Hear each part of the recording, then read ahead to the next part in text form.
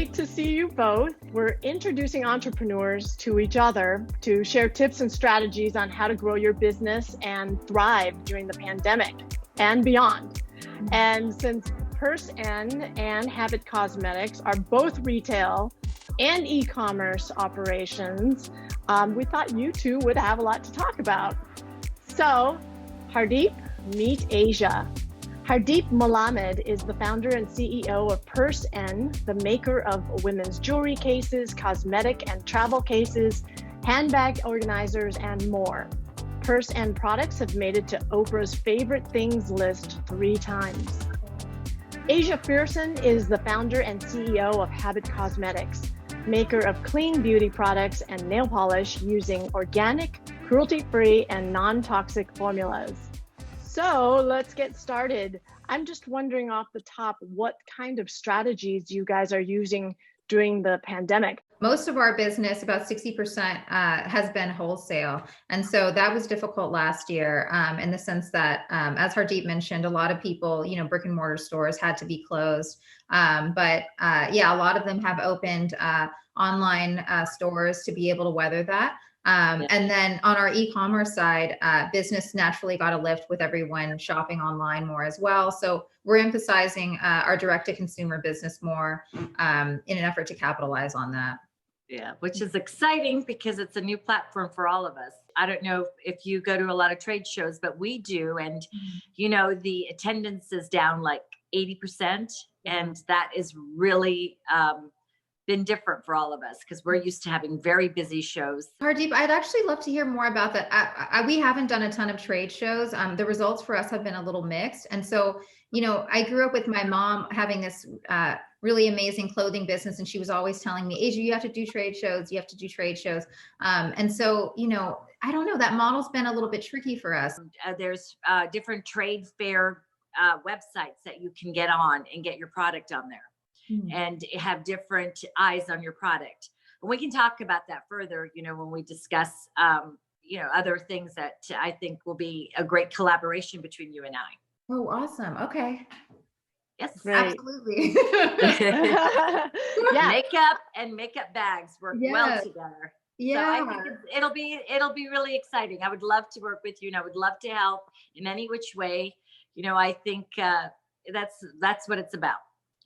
Women helping women and businesses helping businesses. I know, Hardeep, you've been busy with remodeling your warehouse. We now do our own fulfillment. We have, 8,000 square foot of office and warehousing, and we couldn't have done it without the bank. So we so appreciate the hands-on experience. We actually saved a lot of money, time, and we can expand because now we're hands-on with our merchandise. We get to make sure if we want to write personal notes to the customers, we can.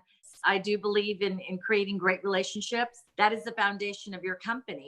How about you, Aja? I know that scaling is something that we've talked about. Absolutely. Actually, that's why it's so interesting listening to you talk about, weighing your decision in buying the warehouse. And that was something that was really interesting to me too, because I'd spoken to Daisy before about how we just started working with the fulfillment center. And that was a really important step for us to scale and be able to get orders out faster, handle more volume. But then of course, you have to weigh that with, your margins and if you can afford the fulfillment costs, which can absolutely be right. And that's something else, just how you talk about personalization too. That's something that's really important to me.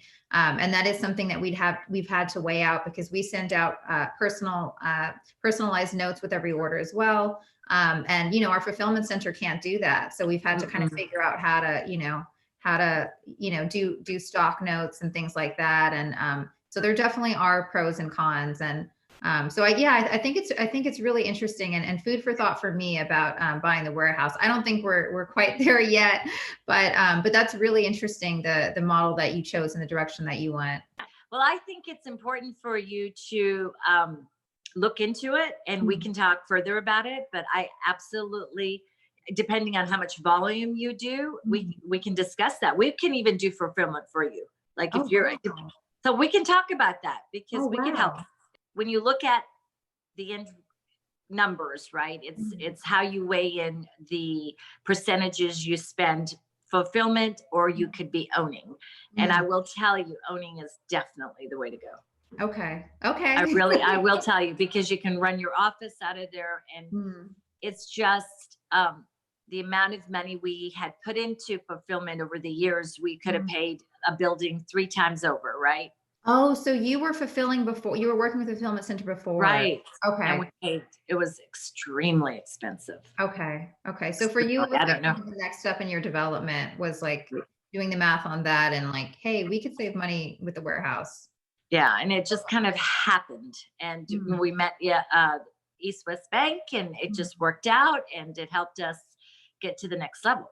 Last year was really just a wake up call for me about how I could do everything in a more sustainable way, and building a more sustainable business in the sense of not doing everything myself, learning how to delegate, learning, where I need more help. And so part of that for me was moving into the fulfillment center. And another part was, after years of different iterations with our packaging, I finally completed a design change and found a factory willing to execute for us that enabled us to have our manufacturers do the full assembly. So up until that point, we were partially assembling our nail polish in particular in-house, which was really time consuming.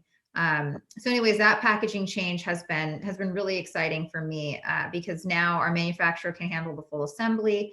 And then so that's a big part of us being able to scale as well, and being able to handle volume and not have to do everything ourselves. These were our old caps. So they look the same as the new caps. They're just structurally a little different. So this is fixed, and this one we've made removable. So this is recycled plastic components that are branded. This is still, our branded cap, but it's just removable. So it's just that one change that enables us to make it really easy for our manufacturer to assemble where it wasn't before. Nice. I see. Thank you for demonstrating that, because I didn't quite understand that before. Which is such a simple change too. I mean, it sounds silly, but basically I couldn't. No, it's not silly. A really long time to find a manufacturer that would make the recycled plastic component. And also we have a recycled plastic sleeve in here as well that enables this to grip.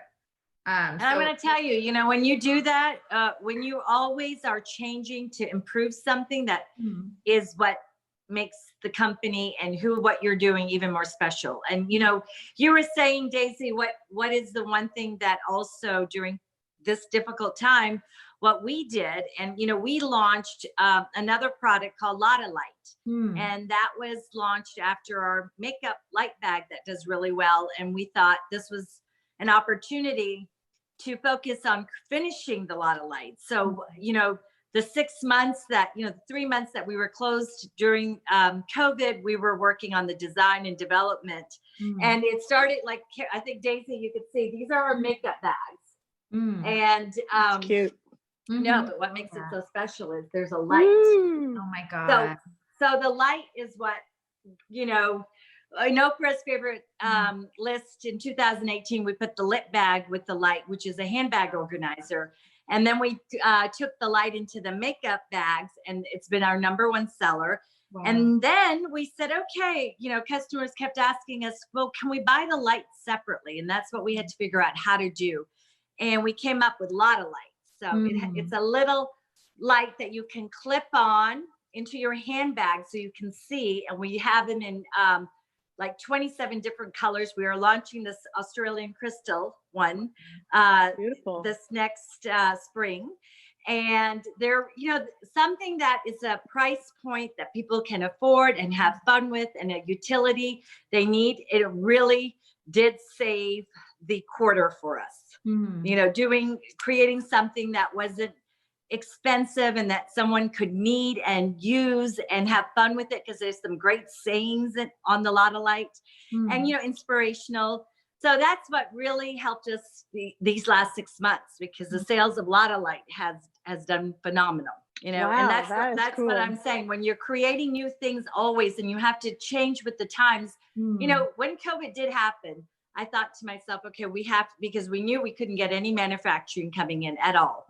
So we had to create something that was small and easy. And I've been working on Lotta Light for a few years since we launched it on Oprah's favorite list in 2018, but it was creating the back clip. So, I also patent the ideas, and I think that's real important for you to consider.